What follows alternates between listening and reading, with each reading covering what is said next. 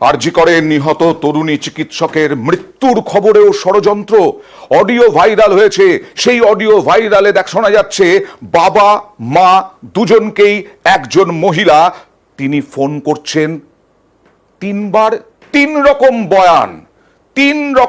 বয়ান assistant super পরিচয় দিয়ে ফোন করা হচ্ছে। প্রথম সামান্য অসুস্থতা, তাদের মেয়ের অসুস্থতার খবর। দেখুন, মৃত্যুর খবরেও ষড়যন্ত্র, এই রকম ষড়যন্ত্র। দেখুন প্রথম কথোপকথন। ওর একটু শরীরটা খারাপ হয়েছে, আপনারা কি একটু আসতে পারবেন ইমিডিয়েট? কেন, কি হয়েছে? কি ওর শরীরটা খারাপ, আমরা ভর্তি করাচ্ছি ওকে, আপনি কি ইমিডিয়েট একটু আসতে পারবেন? কি হয়েছে কি সেটা বলবেন তো? সেটা তো ডাক্তাররা বলবে আপনারা এলে।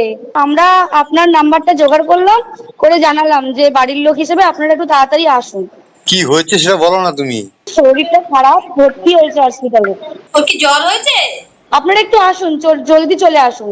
মা বাবার আশা ছিল যে সামান্য হয়তো জ্বর হয়েছে, জ্বরের জন্য হয়তো মাথা ঘুরছে, হাসপাতালে ভর্তি হতে হয়েছে। তারপরে পরের ফোন, এমার্জেন্সিতে নেওয়া হয়েছে তাদের মেয়েকে। দেখুন, কেন, খুব অবস্থা খুব খারাপ? অবস্থা খারাপ, হ্যাঁ খুব অবস্থা খারাপ, একটু তাড়াতাড়ি চলে আসুন। কি হয়েছে না সেটা বলো না। ওটা তো ডাক্তার বলবে, আপনি একটু তাড়াতাড়ি চলে আসুন এখানে। আপনি কে বলছেন বলুন তো? আমি অ্যাসিস্ট্যান্ট সুপার বলছি, আমি ডাক্তার বলছি না। ডাক্তার নেই হবে কেউ? আপনার মেয়েকে আমরা এমার্জেন্সিতে নিয়ে এসেছি, আপনারা আসুন, এসে যোগাযোগ করুন। ওর কি হয়েছিল কি? ও তো ডিউটিতে ছিল। আপনারা জলদি চলে আসুন, যতটা তাড়াতাড়ি পারবেন। তাড়াহুড়ো। যিনি ফোন করছেন তার মধ্যে কোনো শোক নেই, তার মধ্যে কোনো কষ্ট দুঃখ নেই, এটা বোঝাই যাচ্ছে কথোপকথনে। এবং তারপরে কি বলা হলো, সুইসাইড করেছেন হয়তো বা।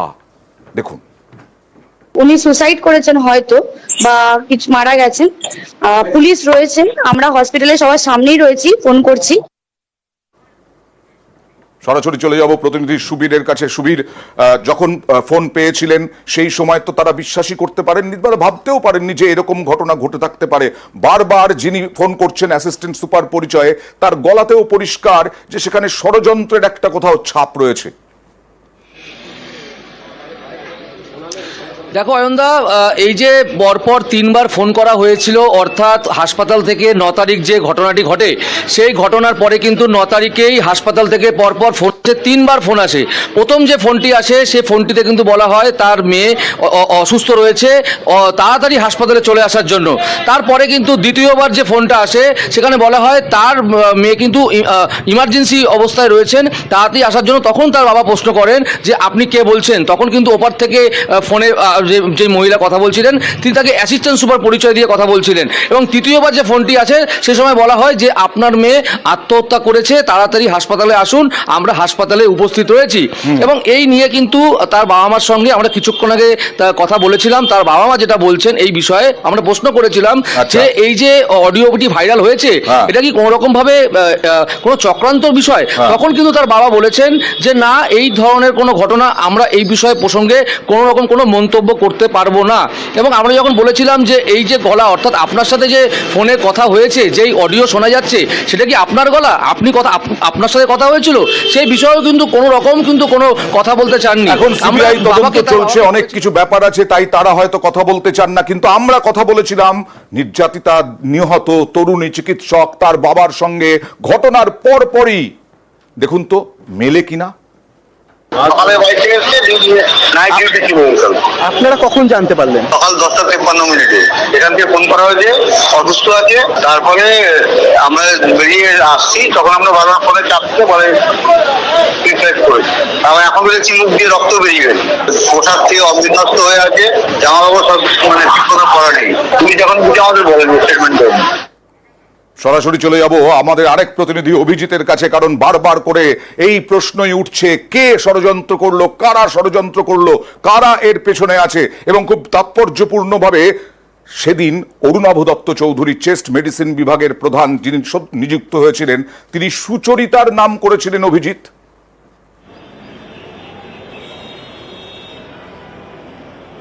অয়ন সুচরিতার নাম করেছিলেন, কারণ এই সুচরিতা মানে হচ্ছে সুচরিতা সরকার, আরজি কর মেডিকেল কলেজ হাসপাতালের নন মেডিকেল অ্যাসিস্ট্যান্ট সুপারিনটেন্ডেন্ট, অর্থাৎ যিনি চিকিৎসক নন।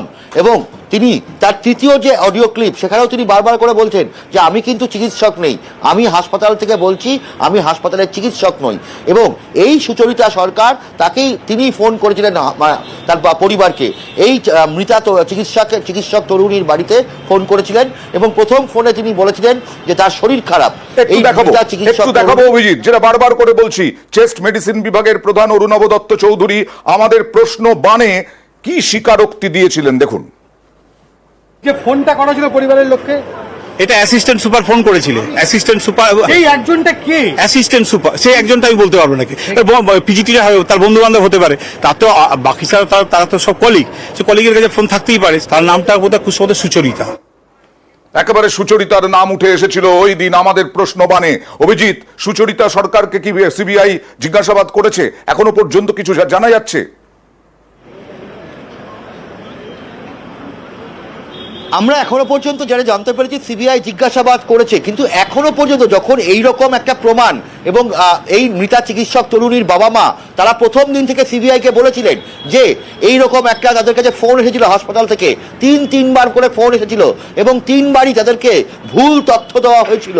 যখন প্রথমবার তাদেরকে ফোন করে বলা হয়েছিল যে শরীর খারাপ, মেয়ের শরীর খারাপ, দ্বিতীয়বার ফোনে বলা হয়েছিল যে তার অবস্থা খুব খারাপ, আর তৃতীয়বার বলা হয় ফোন করে যে হয়তো আত্মহত্যা করেছে অথবা মারা গেছে। এবং সেক্ষেত্রে এই সুচরিতা সরকার হাসপাতালের, আরজিকর হাসপাতালের নন মেডিকেল অ্যাসিস্ট্যান্ট সুপারিনটেন্ডেন্ট, তা সেক্ষেত্রে কি হলো? এখনো পর্যন্ত এতদিন কেটে গেল সিবিআই তদন্তে, কেন কোনো কিছু সুরাহা হলো না, সেই প্রশ্নটা যেমন তুলছেন তার পরিবার, মৃতা চিকিৎসক তরুণীর পরিবার, তেমনভাবেই হাসপাতালের আন্দোলনকারী জুনিয়র ডাক্তাররা, এবং প্রত্যেকেই বলছেন যে বড় ষড়যন্ত্র হচ্ছে এবং সেই ষড়যন্ত্রের তত্ত্বকেই তারা সামনে আনছে। দেখা যাক সিবিআই কি করে, কি পদক্ষেপ করে, কিভাবে তদন্তের অগ্রগতি করে। তবে তার বাবা, নির্যাতিতা নিহত তরুণী চিকিৎসকের বাবা, এর আগে কি বলেছিলেন আরো একবার দেখাবো। প্রথমে ধামা দেওয়ার চেষ্টা হচ্ছিল, কিন্তু ছাত্রদের চাপে পড়ে বিষয়টাকে পুরো চাপে পড়ে তখন এই জায়গায় আর ফ্লাশ ওপেন করা হয়েছিল। দুই কর্তৃপক্ষই, পুলিশ এবং মানে হসপিটালের যে এইচওডি যারা আছেন অফিসে, মানে এই ডিপার্টমেন্টের লোকজন তারাই। আর এই অডিও ভাইরাল নিয়ে যারা আন্দোলনরত পড়ুয়া, ডাক্তারি পড়ুয়া, তারাও ষড়যন্ত্র দেখছেন এর মধ্যে। দেখুন, যেটাই হয়ে থাক না কেন, শুরুর দিকে যে কলেজ অ্যাডমিনিস্ট্রেশন ঘটনাটিকে লঘু করার চেষ্টা করেছে, কিছুটা ধামাচাপা দেওয়ার চেষ্টা করেছে, এটা তো আজকে সামনে চলে এসছে। হ্যাঁ, তাহলে এটা কারা করলো, কেন করলো, এটা তদন্ত করে শাস্তি দেওয়া হবে, এটাই বলা। এটা তো একটা মেইন ফ্যাক্টর যে কারা শুরু থেকেই চেষ্টাটা করেছে ধামাচাপা দেওয়া, তথ্য প্রমাণ লোপাট করা, এটা ধরতেই হবে, নাহলে তো বিচার আসবে না কখনো। তাদেরকে কেন এখনো ধরা হচ্ছে না? তারাও তো সমানভাবে দোষী।